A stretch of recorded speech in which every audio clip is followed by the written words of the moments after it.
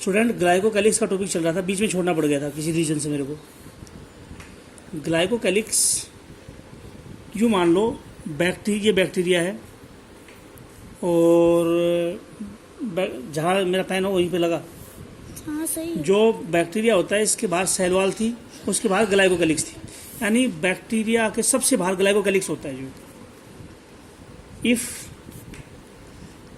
This layer is thin, then it is called slime layer.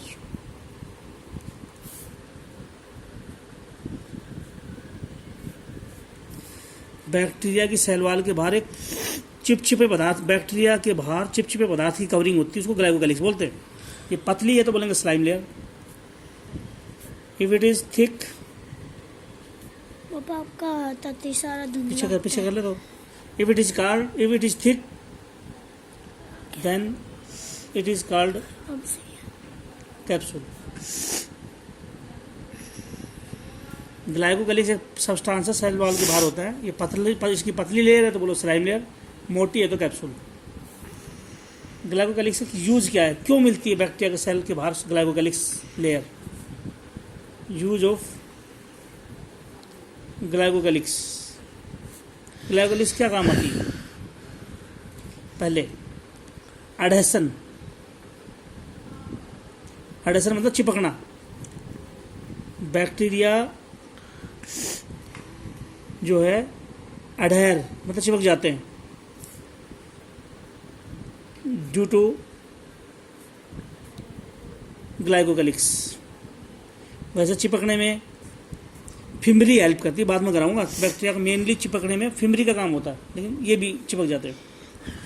जो virus bacteria पर attack करे उसको बोलते हैं बैक्टीरियोफेज। जो वायरस बैक्टीरिया पर अटैक करे, बैक्टीरिया पूरी दुनिया को बीमारी करता है और बैक्टीरियोफेज बैक्टीरिया को ही तोड़ देते हैं। तो बैक्टीरिया फेज से प्रोटेक्शन, बैक्टीरियोफेज से बचाती है ग्लाइकोकैलिक्स। अगर ग्लाइकोकैलिक्स ना हो तो वायरस बैक्टीरिया को तोड़ देगा, और ग्लाइकोकैलिक्स की कवरिंग होगी तो वायरस कुछ नहीं कहेगा उस बैक्टीरिया को, क्योंकि ग्लाइकोकैलिक्स ये यहाँ वायरस आएगा कुछ नहीं कर पाएगा। ग्लाइकोकैलिक्स है तो वायरस बैक्टीरिया का, अगर यहाँ पे वायरस अटैक करेगा बैक्टीरिया के ऊपर कुछ नहीं कर पाएगा अगर उस पर ग्लाइकोकैलिक्स है तो। अच्छा, प्रोटेक्शन या protect the bacterias,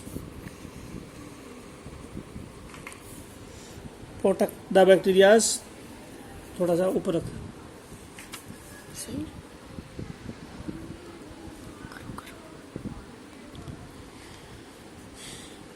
protect the bacterias from toxins. कोई जहरीले पदार्थ बैक्टीरिया को अफेक्ट नहीं कर पाएंगे, और बैक्टीरिया को जैसे हमारे शरीर में चले गए और हमारे शरीर के जो टॉक्सिक सब्सटेंस है बैक्टीरिया को कुछ नहीं कर पा रहे, क्योंकि उसमें ग्लाइकोकैलिक्स है। तो इसलिए पैथोजेनिसिटी का मतलब है एबिलिटी टू काज डिजीज करने की योग्यता को बोलते हैं पैथोजेनिसिटी। और वीरुलेंस का मतलब होता है डैमेजिंग पावर, कितना नुकसान करेगा बैक्टीरिया। देख ले कभी सही है। वो लाइट नहीं आ रही है उसमें, धुंधला वो बस सही है। आपकी वीडियो खराब हो गई। थोड़ा ऊपर करके 1 मिनट ऐसे कर, अब आपकी वीडियो खराब हो रही है। ऐसे ऊपर। एक रुको अभी, हाँ बस ऐसे ही रखूंगा मैं अब नीचे। वीरुलेंस का मतलब डैमेजिंग पावर, नुकसान करने के बाद। बैक्टीरिया कितना नुकसान करेगा बॉडी को, बीमारी करेगा या नहीं करेगा, ये सब कुछ डिपेंड करता है ग्लाइकोकैलिक्स के ऊपर। ग्लाइकोकैलिक्स बैक्टीरिया अंदर गया, हमारे अंदर बैक्टीरिया हमारे शरीर में गया, लेकिन वो मरा। हमारे शरीर ने मारने की कोशिश की लेकिन मरा नहीं ग्लाइकोकैलिक्स से, तो क्या करेगा? बीमारी करेगा, पैथोजेनिसिटी, हमारे शरीर को नुकसान करेगा। तो ग्लाइकोकैलिक्स की वजह से ही बैक्टीरिया कितना नुकसान करेगा या बीमारी करेगा या नहीं करेगा, ये सब कुछ ग्लाइकोकैलिक्स के ऊपर डिपेंड करता है। जो ग्लाइकोकैलिक्स, दूसरा है सेल वॉल, ये मैं बाद में कराऊंगा सेल वॉल। तीसरी है सेल मेम्ब्रेन। बैक्टीरिया की cell membrane, bacterial cell membrane is made up of phospholipid bilayer and proteins। यानी सेल मेम्ब्रेन, जो हमारी सेल मेम्ब्रेन जिसकी बनी हुई है वो उसी की बैक्टीरिया की मेम्ब्रेन बनी हुई है। लिपिड बोलते हैं घी और तेल को, उसमें फॉस्फेट और हो तो फॉस्फोलिपिड बोलते हैं। तो सेल मेम्ब्रेन में फॉस्फोलिपिड की 2 लेयर होती है और प्रोटीन भी होती है। तो सेल मेम्ब्रेन ये बोल सकते हो, cell membrane of bacteria is similar to eukaryotes. हम यूकेरियोट है, हमारी सेल मेम्ब्रेन के जैसी ही सेल मेम्ब्रेन जो है, सेल मेम्ब्रेन और बैक्टीरिया सिमिलर टू यूकेरियोट जैसी सेल मेम्ब्रेन होती है बैक्टीरिया की। जो बैक्टीरिया की सेल मेम्ब्रेन ऐसे फोल्ड हो जाती है ऐसे, और इसको बोलते हैं मीजोसोम। ठीक, अब मैं सेल मेम्ब्रेन से बनता है मीजोसोम, मीजोसोम के ऊपर आ रहा हूँ। बैक्टीरिया ये सेल वॉल है, ये सेल वॉल है। तो सेल मेम्ब्रेन साइटोप्लाज्म की तरफ मुड़ गई है। मीजोसोम क्या है? These are structure formed due to infolding of cell membrane।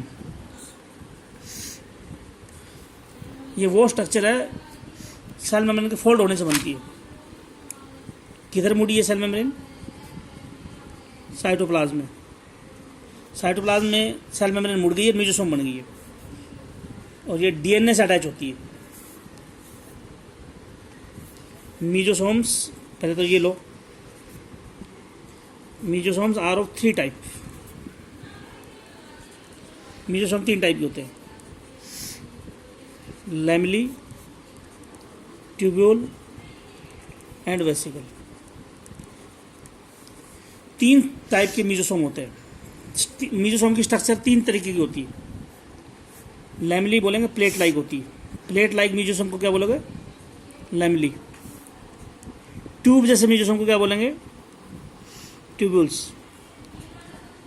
और वेसिकल होती है सर्कुलर स्ट्रक्चर, गोल अगर कोई स्ट्रक्चर है, यानी मीजोसोम ऐसे प्लेट लाइक भी हो सकता है, गोल भी हो सकता है, और ट्यूब भी हो सकती है। प्लेट, ट्यूब, वेसिकल कुछ भी मिल सकता है मीजोसोम। मीजोसोम सेल मेम्ब्रेन अंदर की तरफ मुड़ने को सेल मेम्ब्रेन अंदर मुड़ गई मीजोसोम का, और ये 3 शेप में मिलता है, प्लेट लाइक, लैमेली, ट्यूब जैसा ट्यूब्यूल, वेसिकल। अच्छा, मीजोसोम को 2 टाइप ऐसे भी बांटते हैं। एक होता है septal mesosome,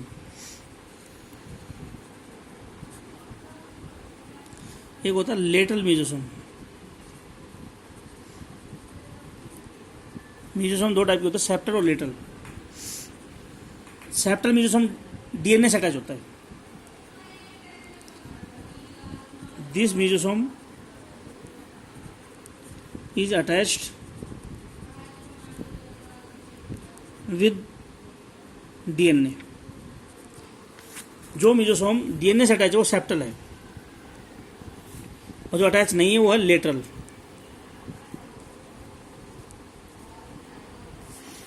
lateral mesosomes, it is not attach with DNA. अच्छा, जो लेटरल मीजोसोम है वो माइटोकॉन्ड्रिया की तरह से काम करता है। Lateral mesosomes behave like mitochondria.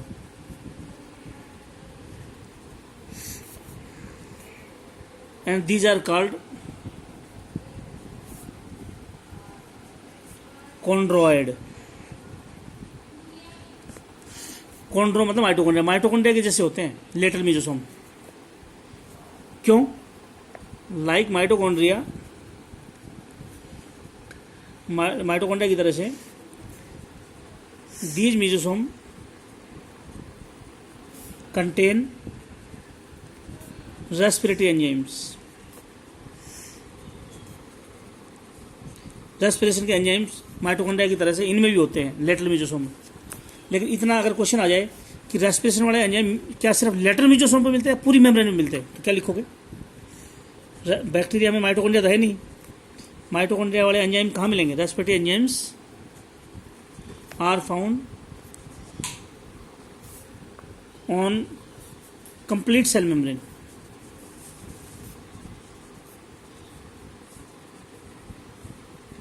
पूरी सेल मेम्ब्रेन के ऊपर